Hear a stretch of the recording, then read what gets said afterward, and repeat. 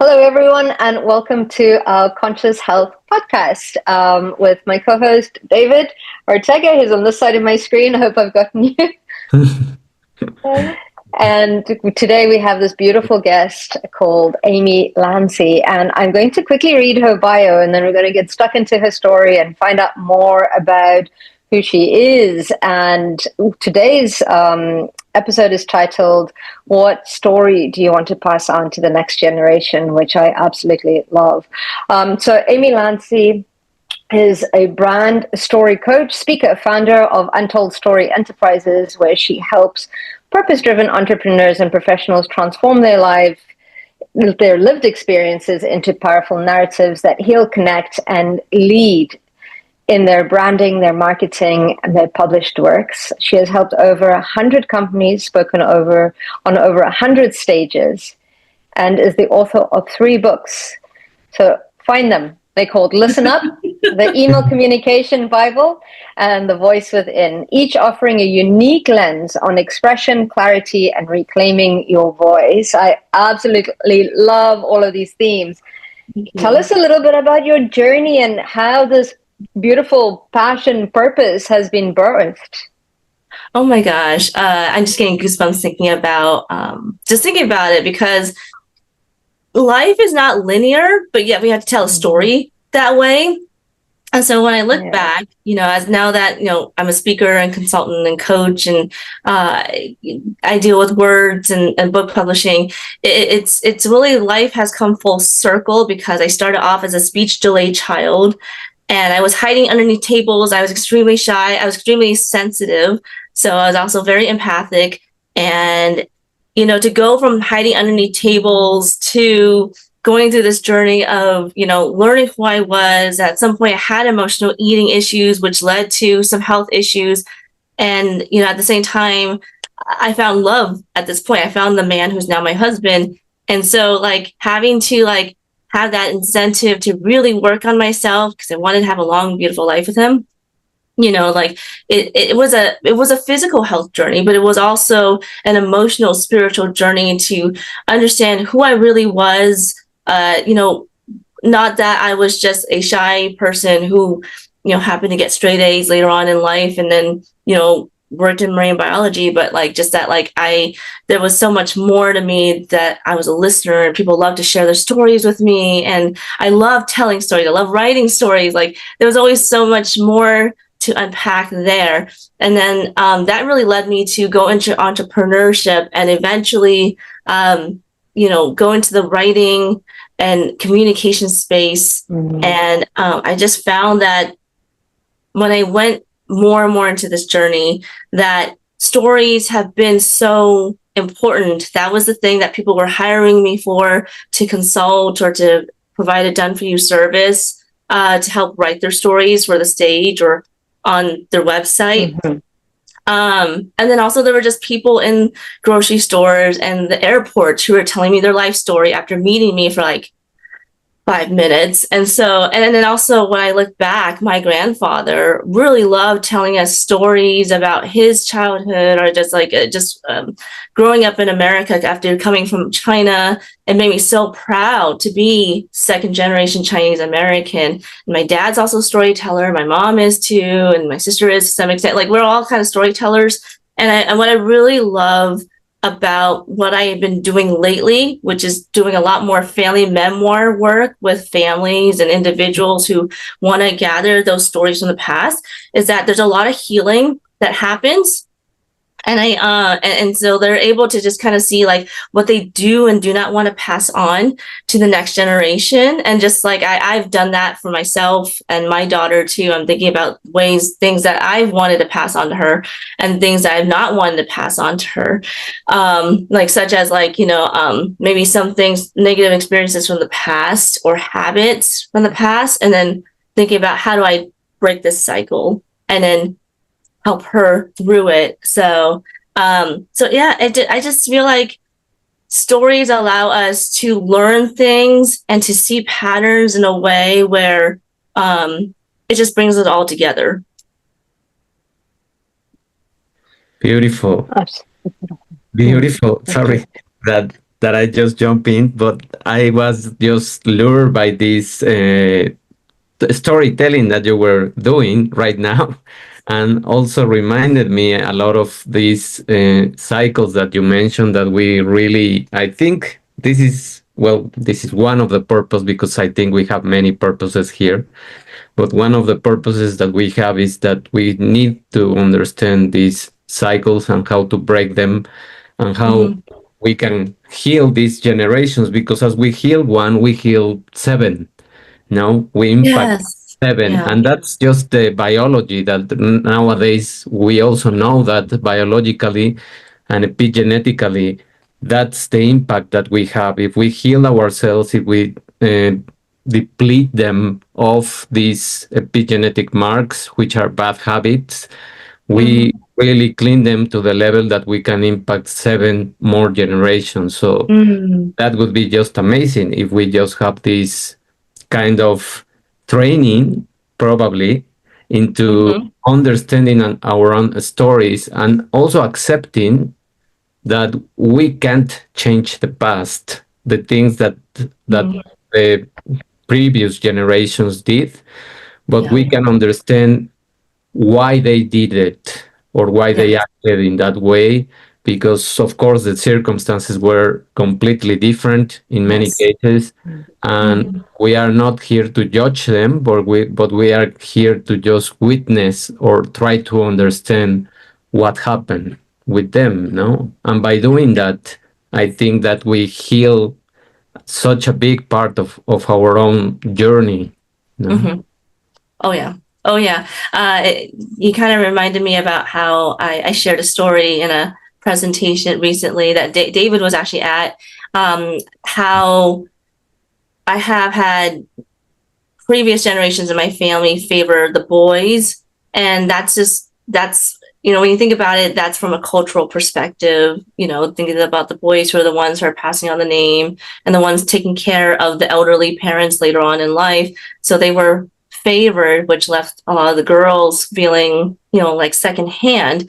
And that definitely happened in my family. And just thinking about how my mom, she ended up having two girls, myself and my sister. And so it was in that like such an interesting way to kind of break through that curse of like having just girls yourself, and having to show up my sister and I what my mom would have wanted to experience, because she had a brother who was favored over her.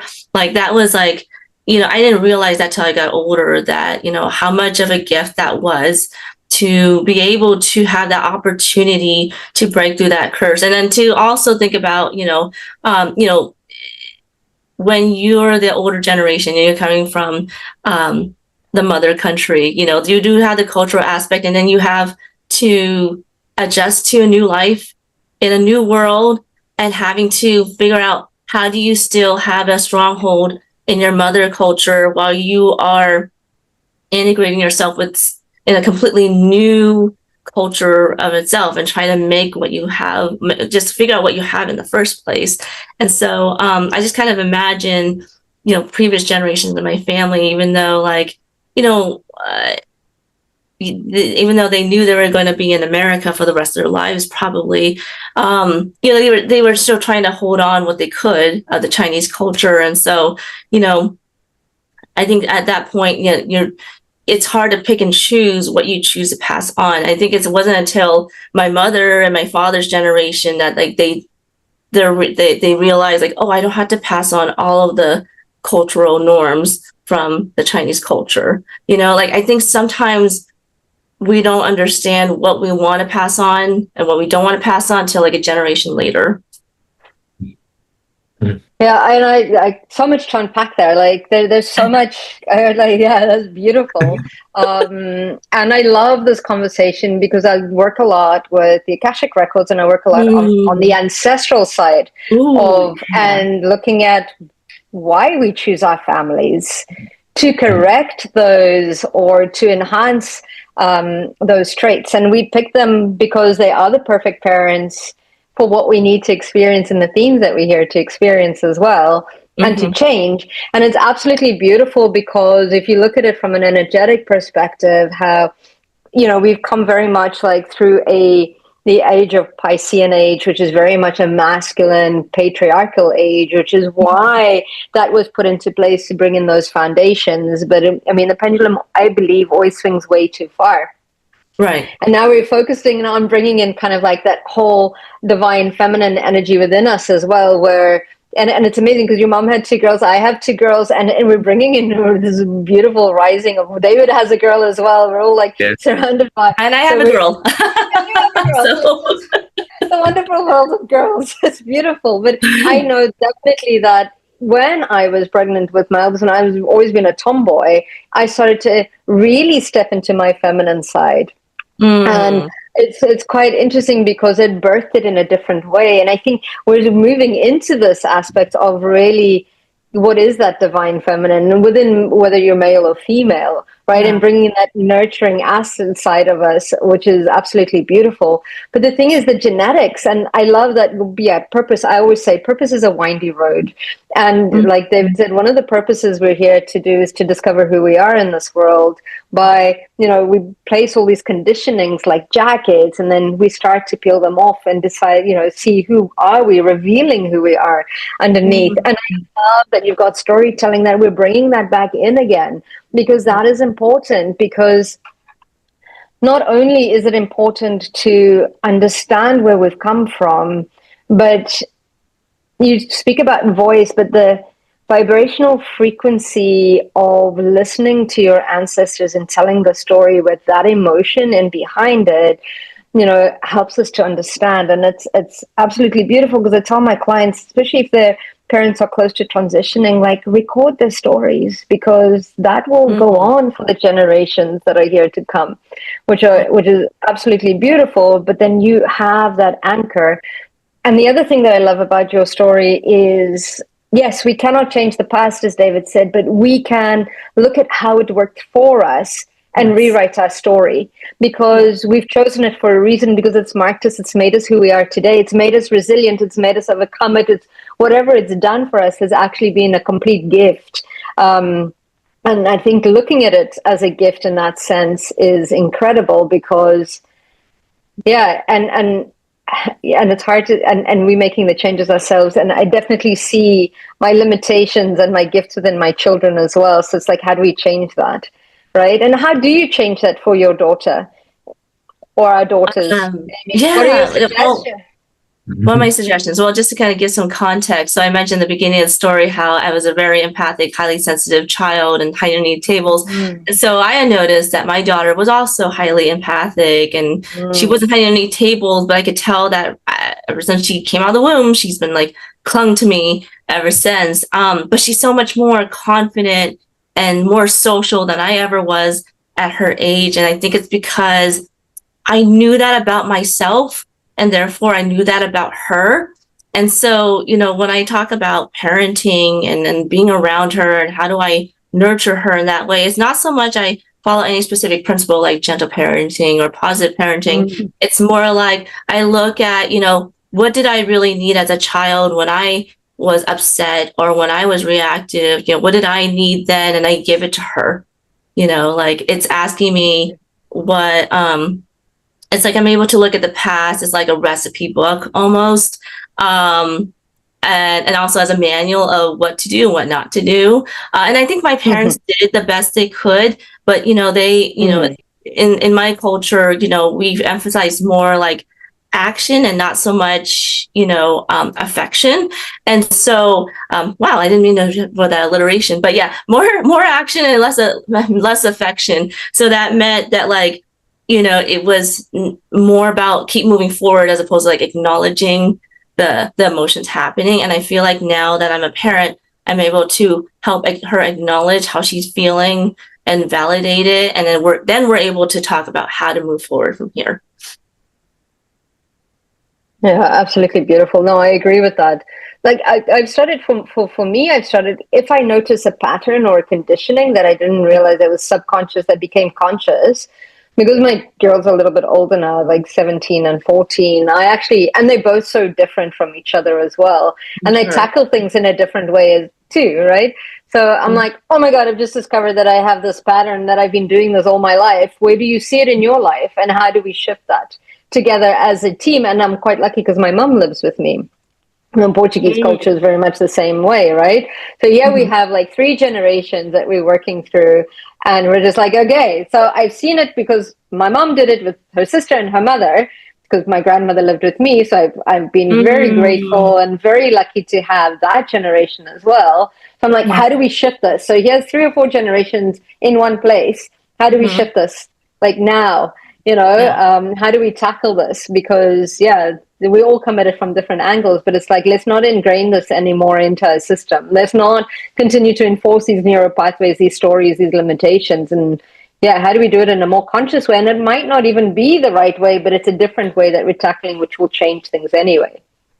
Exactly. And I think the most important question, or the most important point here, is knowing that, we can't always change how people will behave, or but what we can do is look at what we can do moving forward. And sometimes it's a matter of having a conversation with the younger generation. Sometimes it involves a conversation with the older generation, and sometimes it just means like I take a moment to myself to think about the things that I wish were different, or the things that I would like to move forward with. And sometimes that's enough to just somehow change things. I don't know. I feel like there are times when I have thought about things that I would like to improve with my parents or with my other relatives. And somehow, like when I look at that and think about like what that would heal within me, sometimes they approach me on their own, or sometimes the answer comes and smacks me in the face, and it's so much easier than I think it's going to be. And sometimes like just change happens over time without me realizing it. And all I'm doing is working on myself. So it's kind of like, it all stems from us, right? It's just a matter of like, is it active or is it passive? Yeah. No, I love that. Yeah. And it's just so interesting how each family in each part of the world is 4 or 5 different stories, and they overlap in many ways also, because the patterns, the struggles, sometimes they are very similar, even though we are separated by many things.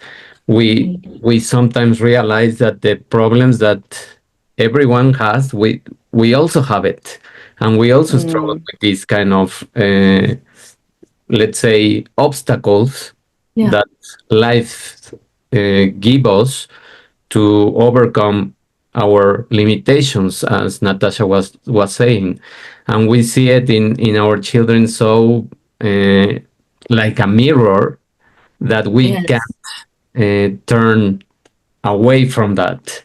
We really are reflected in that way, and the story has to come out, and we have to work with that story.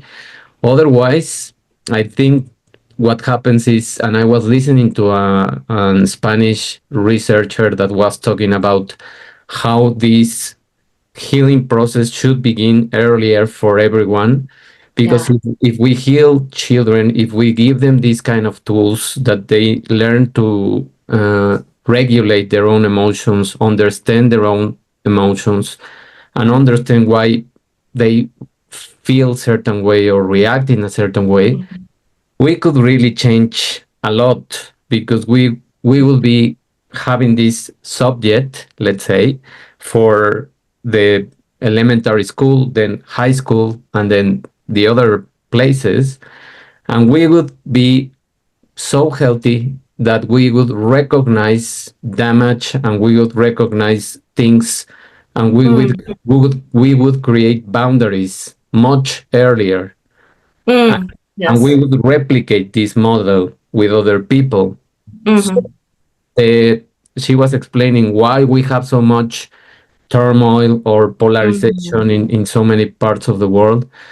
And she said that as we are really damaged many times, and we don't take time into this healing process, we damage other people. And that's the replicative model of what we are doing. So we are Right. replicating pain, we are replicating these patterns, and we are replicating this damage in other Right. people. But if we were responsible to heal, then the story would be completely different. No? Oh yeah. Oh yeah. It's kind of like what they say, like hurt people. Hurt Right. people. Right. Yeah. Right. Right. But then the opposite is true. It was like healed people heal people. Um, and it's so true. It's so true. I think that it comes down to that awareness and that willingness to take responsibility and accountability for ourselves.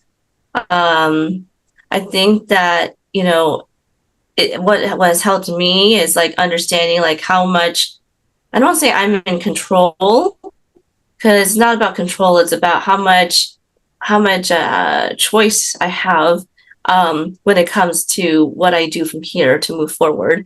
And I think that based on my actions and then my willingness to say I'm sorry when it's necessary. I think it keeps me very honest, and I think that it helps me to accept the reality and the truth of what's happening in front of me and what action I need to take. So I think if we all kind of look at ourselves as a mirror, if my child looks at me as a mirror, if I'm looking at her as a mirror, then it's like then I get to lead by example, and then she gets to demonstrate that, and then we get to have this nice little feedback loop of like, this is how we're healing together, and going around this life. So yeah, I think the world, if you think about like if we all took the opportunity to take responsibility and accountability for what we choose to do in this lifetime that could impact the other lifetimes after this, and other generations. Think about how the world would be different. The world would be so much better for it. Yeah. I completely agree in that sense of where do we take responsibility, because I also believe that we're constantly creating the world around us and the situations around us. So how are they working for us, right? Because it's very easy to say, oh, it's so-and-so's fault. You made me do this. No, we choose how we feel towards it. And we choose how we respond to it. But I think that takes a level of courage to start taking that responsibility for, okay, why I'm benefiting from the situation that I've created or that is here. Why am I? Or like, what is the lesson? Or how can I change this? How can I respond? But it's like you say, it's almost kind of like we choose how we respond to it. We choose what it makes it mean. We choose all of this. And I think that from a place of curiosity, it's kind of like, oh, why is this showing up for me? What's it come to show me about myself and the future generations? And I 100% agree. We can't control other people, nor should we want to do the thing that's detrimental to their soul, their life purpose, to their understandings. And I think as a lot as empaths and as healers, because a lot of people that are listening to this will be healers, we want to fix everything. And I did as well. Part of my journey, I wanted to fix everybody. I wanted to take away the pain. But I've started to realize now that I've started working more in this as well, is honoring people's journey and really walking beside them. And it is, you're right, we're only really responsible for how we change, and controlling, how we, because we're always in control. Even when we feel out of control, we're allowing that, right? So it's absolutely beautiful from that sense. That, yeah, I totally agree. It's the choices, it's how we respond, but it's the hard work happens at the beginning when we start dialing internally and saying, okay, what is happening internally? Because then that takes some courage to really, really look at, okay, what have I been doing? Why have I been doing this? And it's been subconscious. And I think once we realize the patterns or the limitations, to continue doing that would be a conscious choice. Then it's a choice, right? And we can't get away from karma. So action reaction, right? And I just see it as an opportunities for us to work through things. And sometimes I believe that when we resist something, it will continue to show up for us in different capacities as well. So it's beautiful in the sense of kind of like choosing it and moving with it. I think is a faster, easier, more expansive way to move through it, but feel those feelings 100%. It's not about bypassing anything, but Yeah. sitting with it for a little bit and then moving on. I don't know how you feel about that. It's not about, yeah, I mean, I don't think, I think that anytime we try to bypass something, it doesn't, it's not the way to go. But I do No. think that we don't necessarily, I think that we need to acknowledge it and then make sure that we don't stay there. I think that's Yes. really what it is, right? It's like there's a difference between bypassing and then like I acknowledge this finally and then I move forward, right? It's like, Absolutely. yeah. So I do feel, I do agree with you with that. And I think that, I think that what I'm really hearing from you is that courage is probably the first step before self-awareness, because you have to be brave enough to look at the darkness inside, in order to be willing to practice that muscle of self-awareness. And I think that's scary for a lot of people. Yeah. But it's worth it when you get through it. Absolutely. Yeah. Unfortunately, I don't think there's really a manual to do that. You just just do it. You just do it, but you do it with you. I think the thing is you don't have to do it alone. I think that's what it is. You could do it alone, but you don't have to do all of it alone. No. So, yeah. I agree. Yeah. All of this conversation is just reminding me of this work that I'm also doing with myself and sharing my story with a therapist. And by sharing this process of developing my own story with her and going into the stages and why I suffered certain things when I was a child, when I was entering into the teenage years and all of those things, we were reflecting that the kind of parents that I have are the opposite in a way that they can reflect things of, let's say, not one of them, my father. Sometimes I feel that he is many times not taking responsibility for his actions, and he looks for someone to blame or something to blame. And my mother is not like that. It's the opposite. So I have these two sides, and I have had since when I was a child a huge, let's say, amount of responsibility for them and for myself and for my brother. Then my therapist asked the question, well, where do you stand? You have these two sides, but where are you and who do you want to become in this process? And I said, well, it's funny that you ask that because right now what I want to do is release the control and get rid of some of that responsibility because I feel overwhelmed many times. And I think I have taken the side of my mom of being too responsible and too focused on those things and controlling everything. And I need to release a little bit of that and just let people do what they want with their own lives. And as you mentioned, we are healers and we try to heal people because we want them to feel like us, or we want things to be easy sometimes as we were as it was for us. So that's what we are here to learn. So these stories just reflect the sides, why you pick this family, why you pick this kind of parents. And then the question is to you.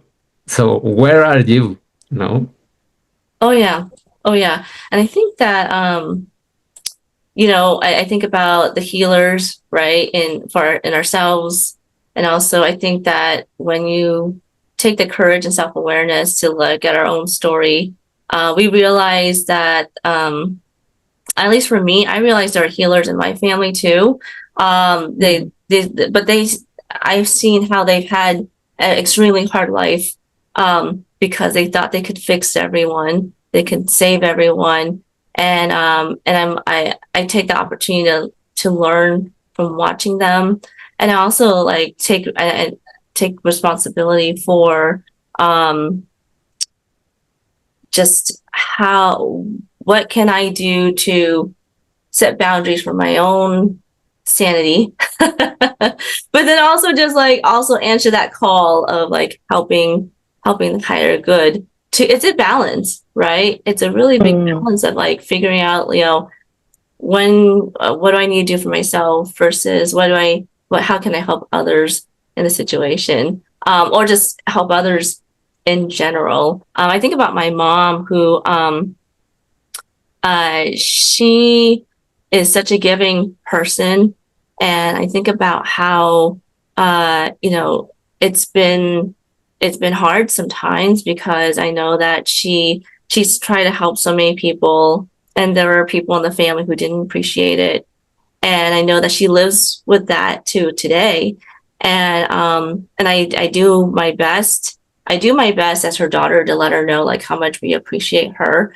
But I also know like there's only so much I can do to remind her, because I'll never be those voices in her head. But I at least can like take my voice out of the picture that could be out of the picture story in her head that could be circulating in there, because she has given so much to certain members of the family, and I think that if I could do my part to show her how much I appreciate her, and then also like kind of set my own boundaries in terms of like understanding there's only so much I can do to try to help her, but then also there's only so much there is some stuff I can do, such that like I show her how much I love her, I thank her, I also include her in parts of my life, and also I bring my daughter into the mix to like show her how do she show appreciation to her grandmother in a way that doesn't feel forced. So I think that I think that when it comes to ourselves as healers, it's an interesting journey. It's an interesting journey, because we are here to help others, but then we also can't forget ourselves in the mix.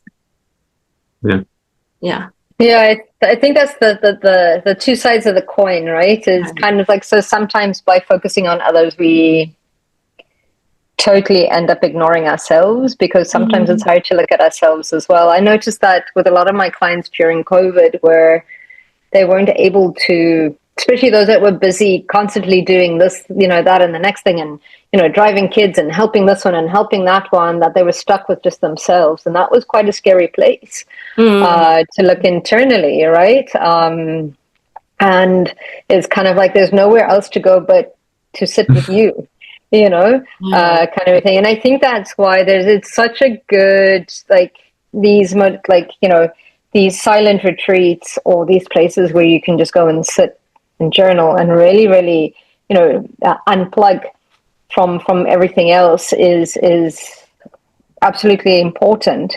And I know with the work that I do, and like sometimes I'm like, I just need to disconnect my energy from everything and everyone and just be me, in order for that guidance to open up as well, right? And it's like we're so used to being busy, like your dad was saying, that action. It was so beautiful when you're talking about that, and looking at the masculine energy is about doing, the feminine energy is about nurturing and being, where you're actually able to slow down to nurture and say, hey, what am I feeling? Which is, I think, why we're going very much into that era now in society, right? And it's beautiful to notice that as well, in the sense that in order to survive in those times of our parents and our grandparents, we actually had to shut off that heart aspect in order to survive and provide and protect our families, right? Because it was dangerous to have that.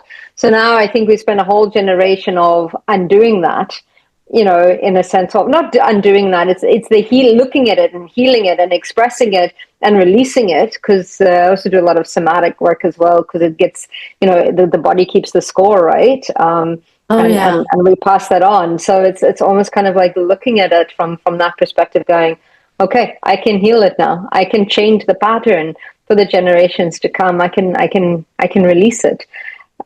Right. And I believe part of it is because we've chosen it. We've chosen these parents. We've chosen these limitations, these challenges, because it's, I mean, in another sense, like we try and make things easier for the generations after us, but they will still find trauma. It's because it's in that shadow aspect that we grow. I mean, I don't think anybody escapes this planet without experiencing darkness, because it's part of that growth part. But it's like you say, it's grabbing those tools that support us, and each of us are different, right, for that. But that understanding of it, I think sometimes just by knowing the why. So like David, just by knowing, like you knowing your parents, like this is one parent, this is the other. Why? Because I've come to learn that somewhere in the middle is the right path between the two of them. And how do I become into that is just like, it's kind of like a beautiful journey when you start looking at that soul's blueprint, and to bring that in, plus what's happening on a collective, on a planet, or in a country even.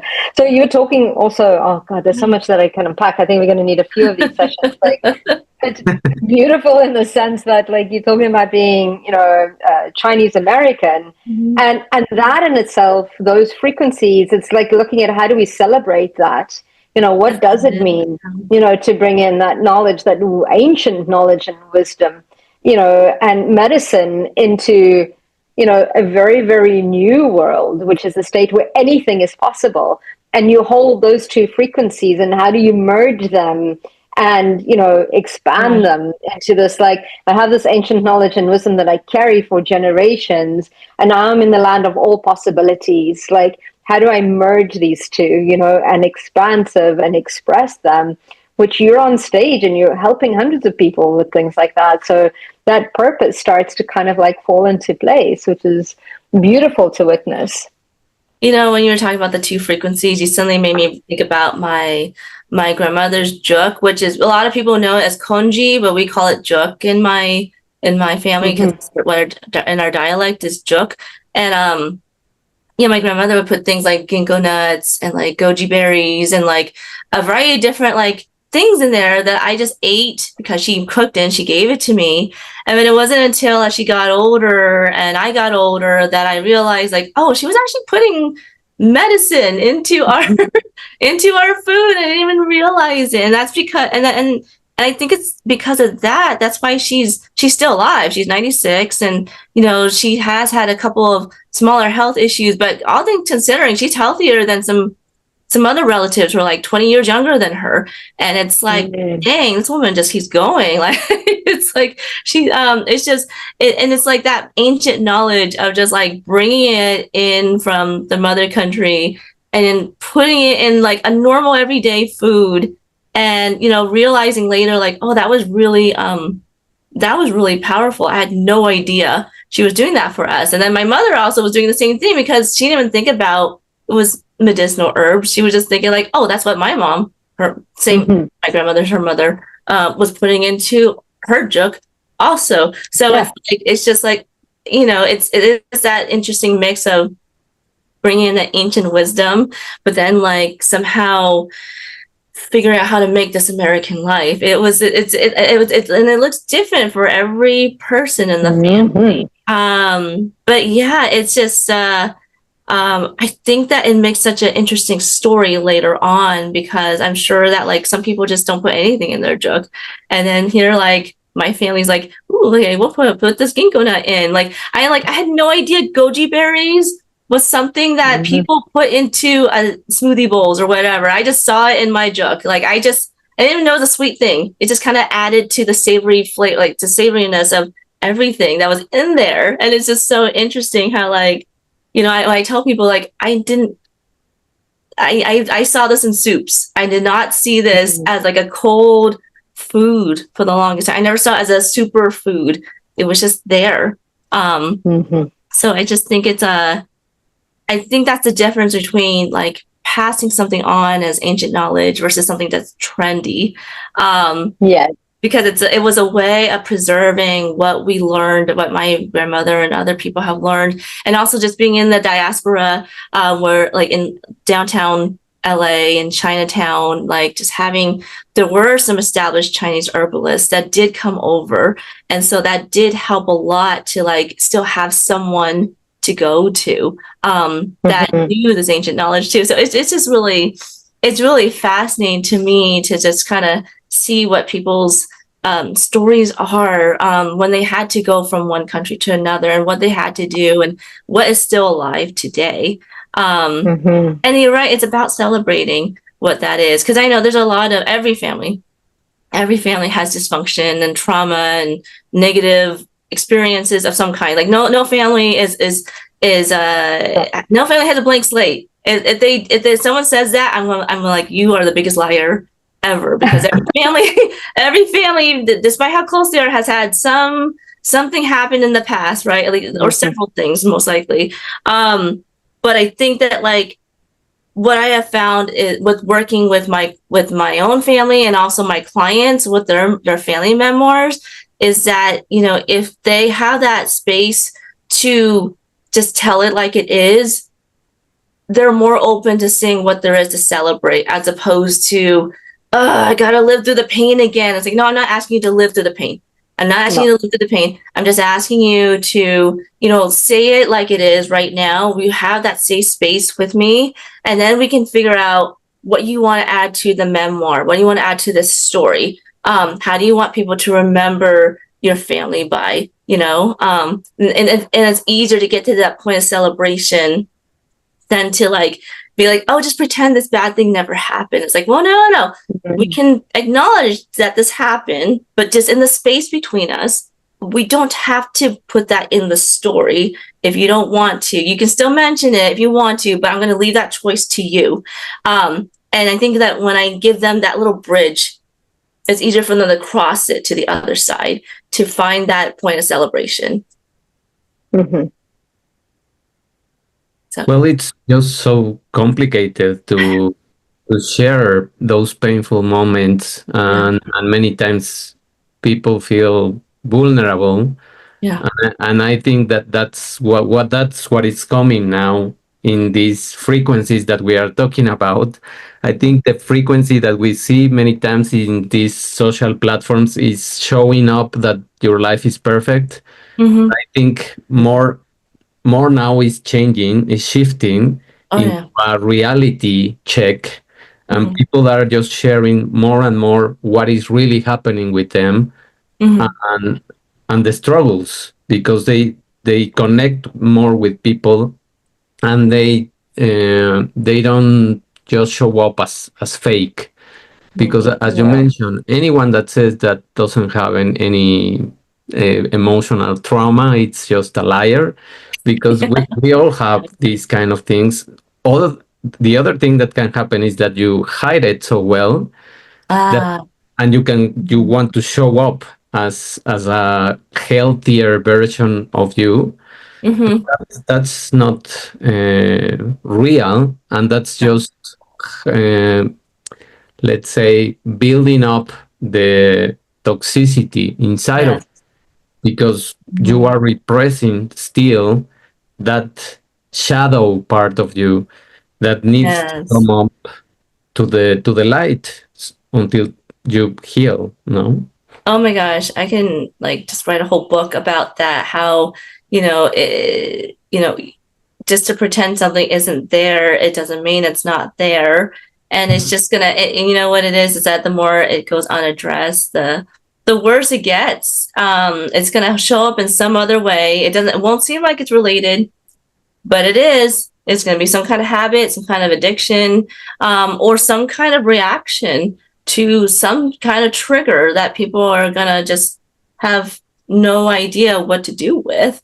And then that's gonna be passed on to the next generation, and they're gonna be wondering like, I don't know where this is stemming from, and I don't know why I have this trigger also. And so, yeah, I agree is that, that toxicity just builds up. And then before you know it, it's being passed down. And then the next few generations are having to pick up the pieces, not knowing what to do about it because it wasn't theirs in the first place. Yeah. Yeah. What do you mean? If you just ignore it for long enough, doesn't it go away? It's not like the Like dust la that la you la put. la la la. Yes, it's just No, so. it's true, and it actually shows up. I think genetically. I think Yeah. David will be able to talk more about that. Like if you look at, people that have gone through wars and Holocausts and all Yeah. sorts of stuff. The generations afterwards, I think, are more prone to being stressed and anxiety and all sorts of things like that as well. I don't think we get away from it. I think it's like I say children are our biggest teachers because they feel their feelings 100% and then they forget about it. They're like, you ask them 5 minutes later, they're best Yeah. buddies with the person that hurt them, but they had their tiff and they had that experience. And, Mhm. and somewhere along the line, I don't know where, but we start to forget how to do that, or we start to control that. We start to suppress that, which is so interesting from that perspective. And talking about this science part that you mentioned, that it Mm-hmm. it gets hold into our genetics. I was also watching a documentary where they were figuring out how people heal by themselves without Mhm. these drugs or medications or things like that, and how people that are just being removed from cancer and they take away the tumor and they take away all the cells that they have cancer, Mhm. and a couple of years later or even before the year, cancer comes back again. So they say the question is why they remove all the physical things that were there supposedly, uh, let's say it's not infected, but let's say with cancer or with this process disrupted, Yeah. why do they come back if they are Mhm. not there? So that means that it's not physical. That means that it has something else behind that is driving this force into disrupting the system again and creating the cancer again. Mm. Mhm. That's the emotional circle that we are live on when Yeah. we repress those emotions. They need to find an outlet. Yeah. Sometimes they you can have a part, let's say, I will make the analogy and it's completely simple, but it's not like that in the Mhm. cellular space.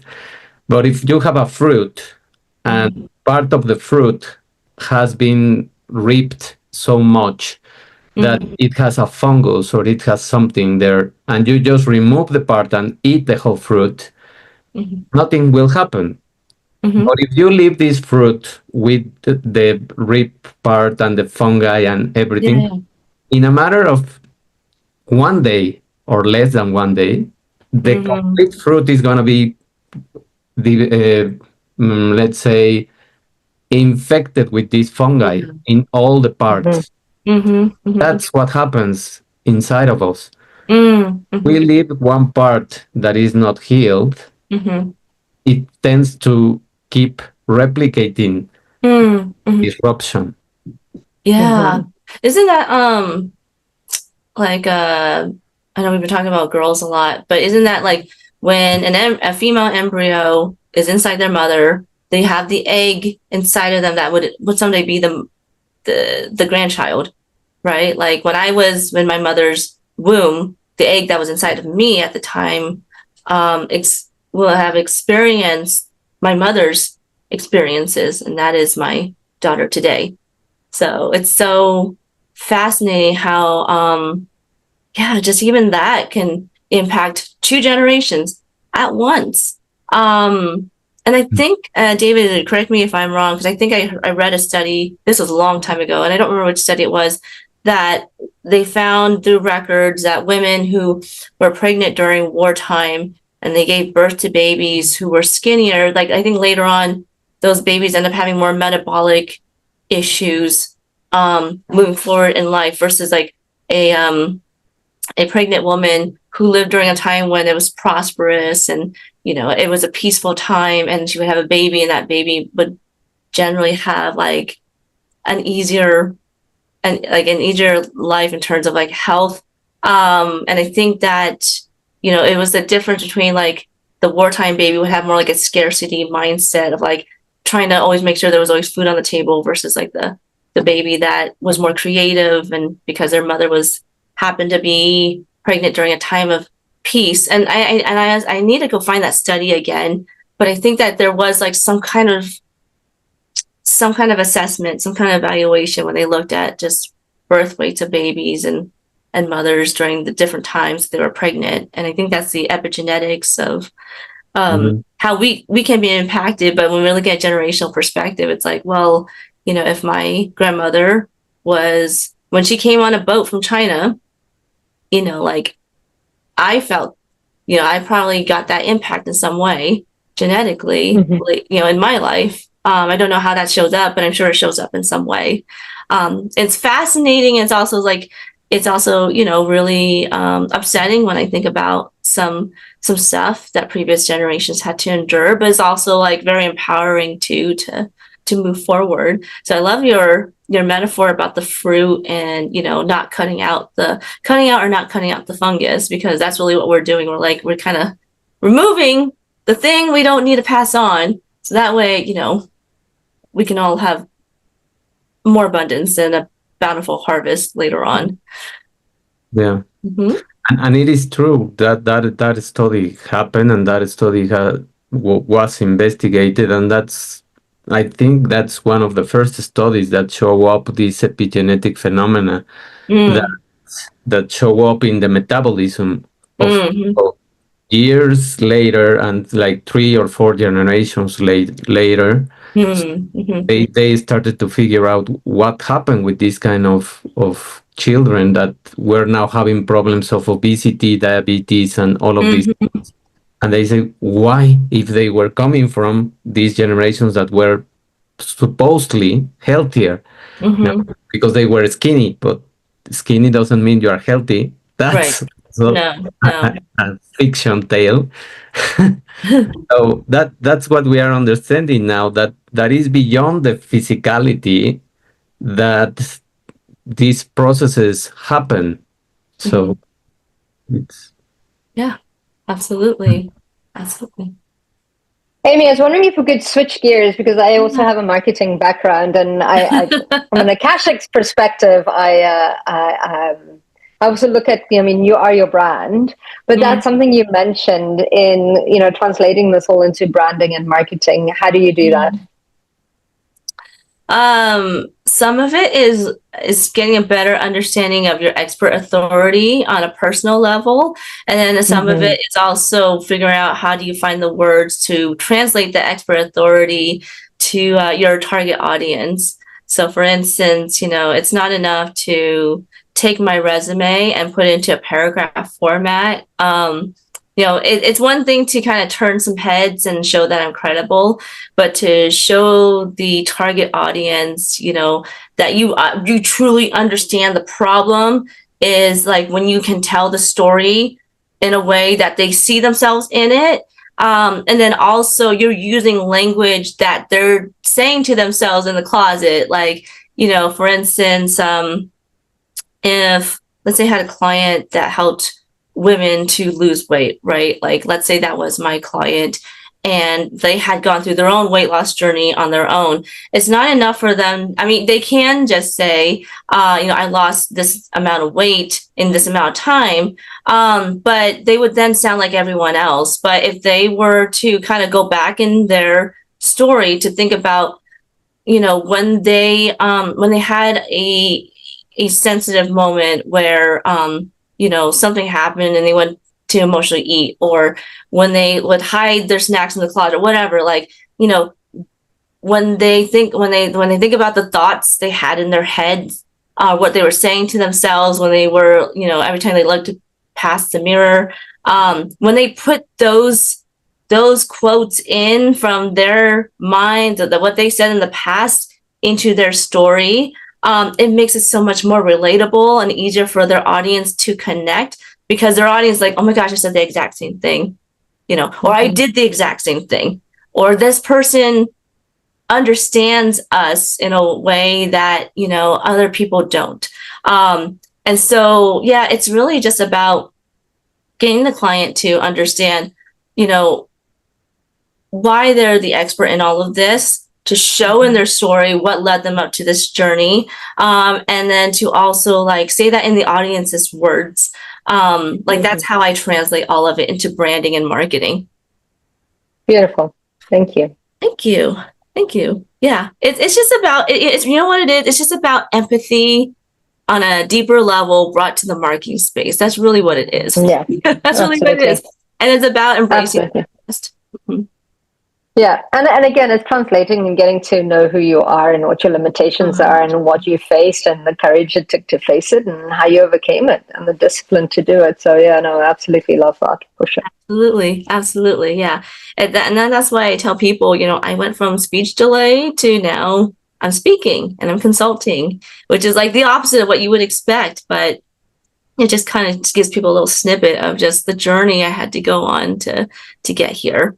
So I think that as long as we keep that in mind, we'll always remember what this is a quote that I've coined, is that, you know, resume shows you're qualified, but your story shows you're the expert. I love that. That's a beautiful way of putting that. Thank you. So thank you for asking me about the branding and marketing space. Yes, it all relates. I think it's all several paths that lead to the same thing, which is you. Yeah. It's just a matter of how do you tell what story do you tell, and how do you tell it, and to who? Absolutely.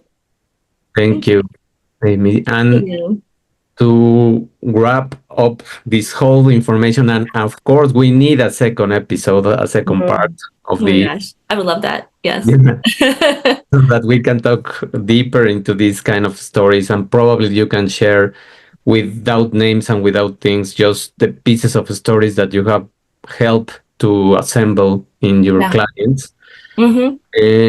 What can you tell people about their own story and how to share it better, or what they can learn from that? Okay, well, first of all, they have to acknowledge that there is a story they can share. I've met so many people that say, I don't really have a story, or I don't know what my story is. And then I'm like, well, you do have a story. Rest assured, everyone has that. So just process that.